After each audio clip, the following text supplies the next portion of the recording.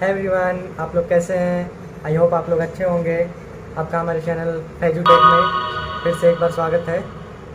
आप हमारे चैनल पर नए हैं तो हमारे चैनल प्लीज़ सब्सक्राइब करें और बेल आइकन को दबाएं ताकि हमारा वीडियो सबसे पहले आप तक पहुंचे। और हमारे चैनल को लाइक एंड शेयर करें।